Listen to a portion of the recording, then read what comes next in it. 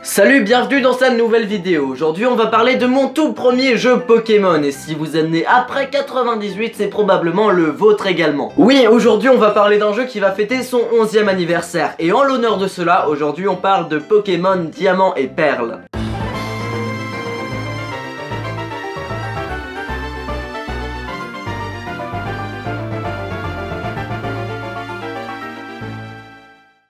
La 4ème génération Pokémon est selon moi la meilleure et pour bien des raisons. Tout d'abord, c'est la première à laquelle j'ai joué, donc pas vraiment besoin d'argumenter. Mais surtout, c'est la première fois qu'un jeu Pokémon offre un scénario et une team aussi stylée, la Team Galaxy. En gros, dans Pokémon Diamant et Perle, le but de la Team Galaxy sera d'utiliser le Pokémon légendaire Dialga ou Palkia pour ouvrir une brèche spatio-temporelle et coloniser une toute nouvelle dimension. C'est sûr que ça en impose un peu plus que la Team Rocket ou pire, la Team Magma. On veut plus de continents, on veut plus de continents. D'accord, mais pourquoi faire?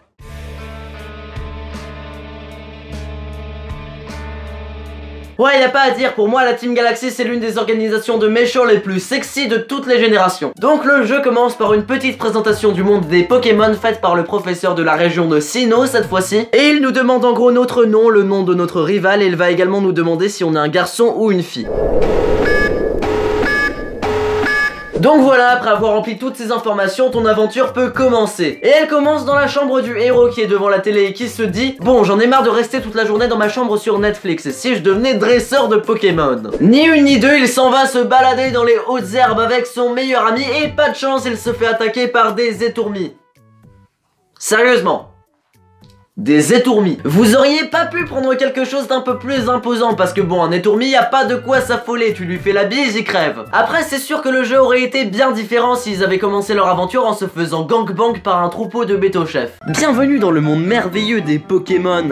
Tu vas souffrir. Et comme c'est trop des victimes pour se défendre face à des étourmis niveau 2, ils décident de voler les Pokémon du professeur qui les avait laissés là pour qu'ils puissent se défendre. Et puis ensuite t'as le professeur qui arrive en mode: je viens de vous voir combattre avec mes Pokémon. Oh, on est vraiment désolé monsieur, on faisait que se défendre, on n'avait pas le choix. Je pense que vous avez réellement un don pour le dressage de Pokémon. Oui, enfin surtout parce que c'était des étourmis niveau 2. Que diriez-vous de travailler gratuitement pour moi en partant à l'aventure et en complétant le Pokédex Moplace? Et donc tu acceptes la requête du professeur car tu n'as pas le choix. Et tu pars à l'aventure avec le Pokémon que tu auras choisi parmi ces trois là. D'ailleurs, pour savoir est-ce qu'il y a vraiment des gens qui prennent Tiplouf, et dans Pokémon Diamant et Perle, le maître de la ligue de la région c'est une maîtresse, Cynthia. D'ailleurs, je pense honnêtement que c'est la plus stylée de chaque génération confondue. Non, sérieusement, elle est ultra badass. Par contre, 2 secondes, je laisse vérifier un truc.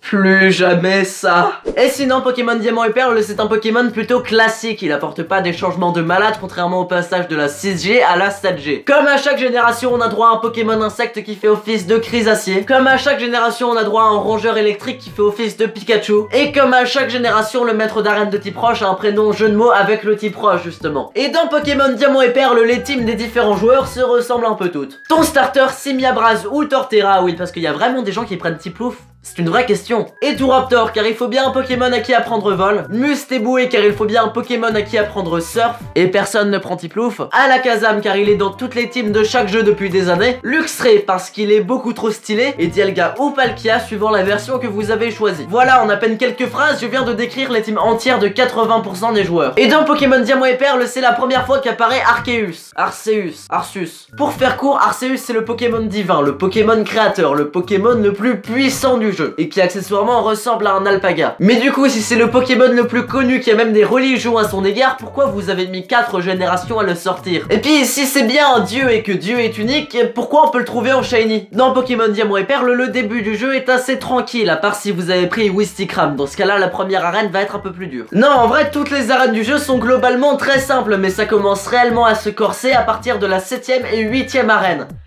Et je parle pas de champion. Je parle bien d'arène. Non, parce qu'entre l'arène où faut avancer en rétablissant des circuits électriques et celle où faut faire du patinage avec des boules de neige, j'ai bien dû rester 1 heure entière dans la 7ème arène avant de combattre la championne, qui est d'ailleurs une énorme bouse. Sérieusement, Game Freak, c'est censé être des arènes Pokémon, pas des espèces de temple de l'eau. Et en parlant des arènes, pourquoi dans Pokémon Diamant et Perle, tous les personnages du jeu, quand tu leur montres tes 8 badges, ils sont tous comme ça? Oh là là, t'es vraiment trop fort, c'est déjà hyper dur d'avoir un badge, alors 8, oh là là. Alors que techniquement, les 8 arènes, on n'est pas obligé de les faire dans un ordre précis. Et donc c'est-à-dire que 90% de tous les PNJ du jeu démontent sans problème les 3 premières arènes. Alors que bon, les champions d'arène, c'est quand même censé être les meilleurs dresseurs de la région, l'élite de la nation. Et puis, je sais pas, vous imaginez si notre ville de départ dans le jeu c'était pas là, mais là, à côté de la 8ème arène complètement impossible pour les débutants. Et dans Pokémon Diamant et Perle, le conseil 4 est horriblement compliqué. Je vais vous faire une petite confession, j'ai toujours été nul dans les jeux Pokémon, du moins dans le mode histoire. Que ce soit dans n'importe quelle version de n'importe quel jeu, à chaque fois que je rencontre un dresseur random, à partir d'un certain stade, mon meilleur Pokémon est minimum 3 niveaux en dessous des siens. Ça peut paraître bizarre, mais pour moi, contrairement à énormément de personnes, Pokémon n'est pas un jeu trop simple. Même les dernières versions, j'ai galéré pour les terminer. Et d'ailleurs, durant le test de Diamant et Perle, avant d'écrire cette vidéo, j'ai juste pas réussi à terminer le jeu. Ça faisait 2 jours que j'étais bloqué contre Cynthia et j'avais pas envie de retarder cette vidéo simplement parce que... parce que je suis nul. Enfin bon, la vidéo touche à sa fin, merci de l'avoir regardée. Évidemment, mon avis sur le jeu est forcément biaisé par le fait que ce soit mon premier Pokémon, je le reconnais. D'ailleurs, je sais que cet avis n'est pas forcément partagé par une bonne partie des joueurs. En tout cas, j'espère que la vidéo vous a plu, on se retrouve la prochaine fois pour un nouveau jeu, à plus.